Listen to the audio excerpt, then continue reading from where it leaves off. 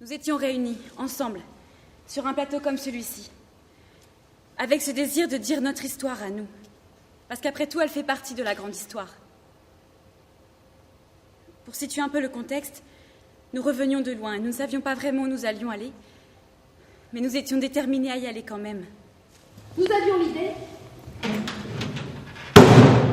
le fond de l'idée, mais pas encore la forme.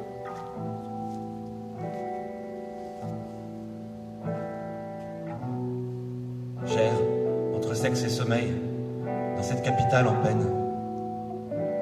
Impossible de me fixer sur quelque chose, alors je laisse couler. Je me laisse dormir. J'écoute tout ce qui reste en moi. Des désirs et rien d'autre.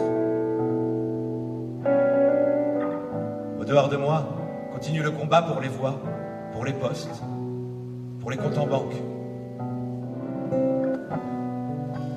J'ai de la chance, moi. J'ai un travail, des horaires fixes et de quoi remplir mon frigo en rentrant. 8 heures de travail et 2 heures de trajet. Et ça en vaut la peine, ça me rassure. C'est stable. Je vous en supplie. Laissez-moi tranquille avec vos histoires. Gardez vos microbes, vos commentaires dans vos yeux. Je vous en prie. Il y a des attentats. Des terroristes qui n'ont l'air de rien. Impossible de les repérer dans la foule. Peut-être qu'aujourd'hui c'est mon tour. Concentration de laideur autour de moi. De laideur tout près. De vie. Comme la mienne.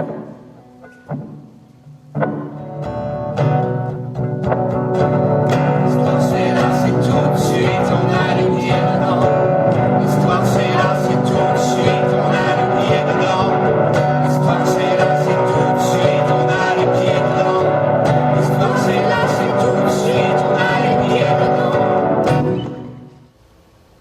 Je n'avais plus de travail depuis peu. J'avais été, pour ainsi dire, vidée. D'un coup, plus rien. Plus de collègues. Plus rien pour me rythmer. Je vivais en décalé la nuit, et je me décalais de plus en plus. Si bien que quelquefois on aurait pu dire que j'avais retrouvé un rythme presque normal. Alors quand toi tu as perdu ton travail, quand moi j'en pouvais plus du métro et de la banlieue, que toi tu as compris que tu n'allais pas continuer à faire des films, alors nous avons fui, plus loin, loin de la ville, qui nous oppressait en nous renvoyant sans cesse à notre solitude. Loin de toutes les souffrances ajoutées aux nôtres à chaque coin de rue. Avoir les nôtres à nous et les vivre un peu plus loin de celles des autres. Sometimes I'm free. Sometimes I'm free. Bref,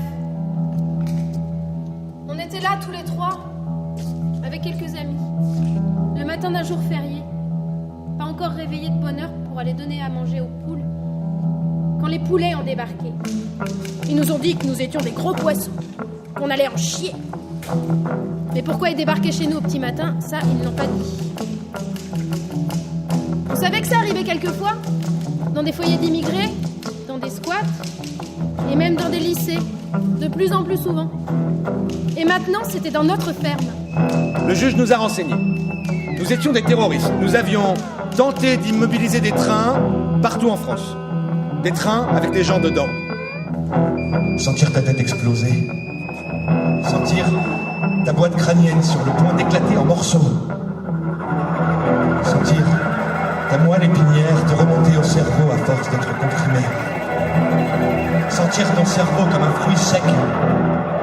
Sentir comment te vole ton association d'idées.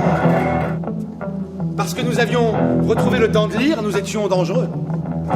Parce que nous avions échappé au système, aux routes, aux trains de banlieue. Il était évident que nous l'aurons voulions.